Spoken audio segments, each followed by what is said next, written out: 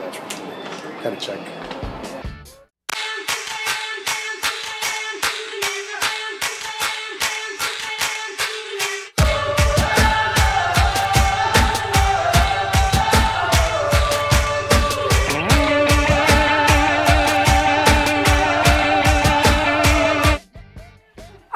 So right now we're at Grammy's sister Melissa's lake house. Yeah, my great aunt. And right now we're just walking down to the lake. Today we got to go on the boats. Tomorrow we'll be doing some historical learning things for you guys. We're going to the Ohio State Reformatory, which is like an old prison. My dad's going to the Football Hall of Fame, but I'm going to the Hall of Fame. Nobody cares. And if Maddie lets me take her iPod with us, we'll get a little video on that. All right, so we gotta ride to this in this boat here behind us. Well, let's not worry about the boat. Let's show them the lake. Here's see the lake behind us? a party boat. A party boat. A party boat. There's like a party, gorgeous house right on the lake. You can see the whole lake from their house. Yeah. See you guys a little bit. Peace. All right, I'm here at the Pro Football Hall of Fame. Maddie couldn't come with me because she didn't want to. And I got my father-in-law with me, Rich, and we're gonna check out. We just kind of looked at some of the history stuff. The gentleman behind me is Otis Jim Thorpe. He was an all-around athlete, track, everything, and a great football player. That's a trophy that most football players get when they're really, really, really, really good. All right, we'll show you some more in a little bit. See ya. Thought I'd stand here in front of one of my favorite running backs. I don't know if you guys can see him. That's Walter Payton. Very cool.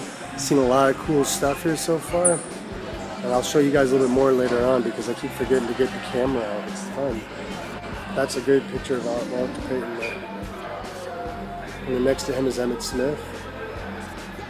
And over here, one of the all-time greats. Right there, that's Jim Brown. Alright, we'll see you guys in a minute. I'm gonna get a little proof. There's my Raiders Super Bowl ring. Pretty cool. So we're into the whole museum. And I'm just now getting ready to look at some stuff. If you guys look around and see the football stuff. Heaven. And look at there's the Raiders. So we're gonna shop around. I'll tell you what we buy here in a moment. Alright, so Daddy never showed us what he got at the Football Hall of Fame, so he's gonna show now. We're back at the in-laws, our grandparents' house. We got a Miami Dolphin bobblehead doll. Kind of cool. I don't have anything with the Dolphins for football. Got a new Cardinals hat, fitted, pretty sharp looking little hat.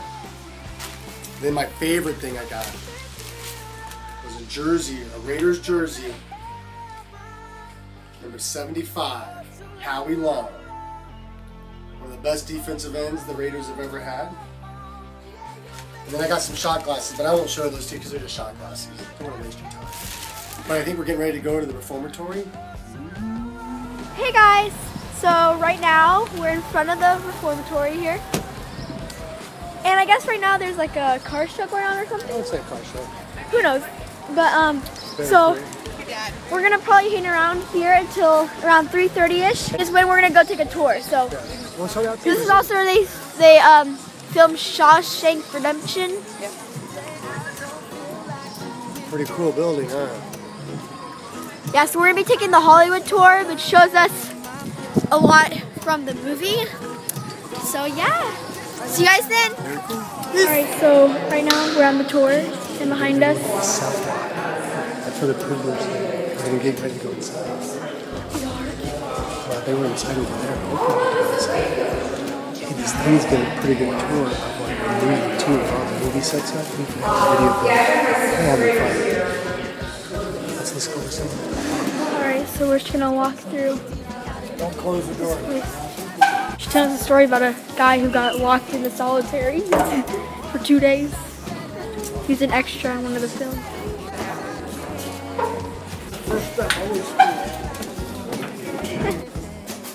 There's 2 beds. There's a nasty sink and a really nasty toilet in the bullpen.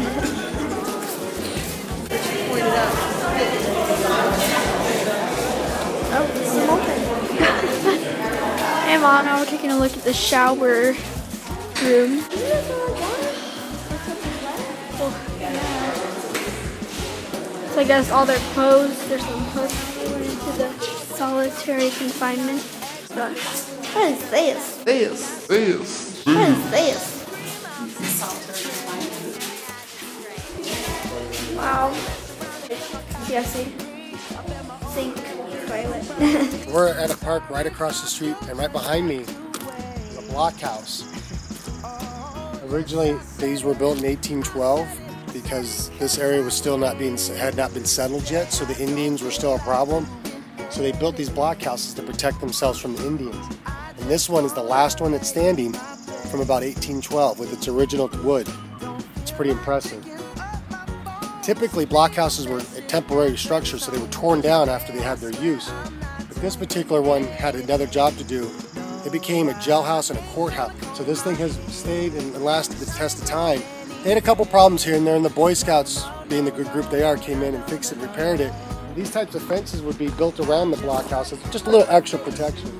And we're going to talk about a famous character in American literature. How many of you guys think that Johnny Appleseed was a fake character? Go ahead, raise your hand if you think it was a fake. Oh, you're wrong. Johnny Appleseed was a real guy, and we have the monument right here to show you. His name was actually John Chapman. And of course, I had to look up some information because I couldn't believe that this guy was a real guy. And John Chapman actually was a real guy, and just like Johnny Appleseed, he went around barefoot, and he also went around planting apple seeds everywhere. The thing that they don't tell us in the story, though, that makes it even better, is that John Chapman, Johnny Appleseed, not only went around and planted seeds like they said in the folklore, he really did do that, but more importantly, he built up nurseries. So he would build up patches of apple trees, groves, trade those things off or sell that off as the trees got bigger and more mature, and just would move on. He traveled everywhere. They said that he didn't like to sleep inside, that he would sleep outside. It was very interesting to hear that they said that they thought he could walk barefoot through anything because he was barefoot most of the time. He didn't like to wear shoes. In his time frame, that was pretty common, believe it or not. It wasn't until about the late 1800s that they actually invented left and right shoes. The final part of his story that I thought was interesting is that at age 70, he comes back to Mansfield, moves in with his brother-in-law, actually just stays there for a day or two. On the second day, he passes away from pneumonia. And it was said that that was the only time he was ever sick in his life. Pretty cool story. So even though Johnny Appleseed is a real character, and a lot of the things we talked about he didn't really quite do, he did do some pretty amazing things. Awesome stuff.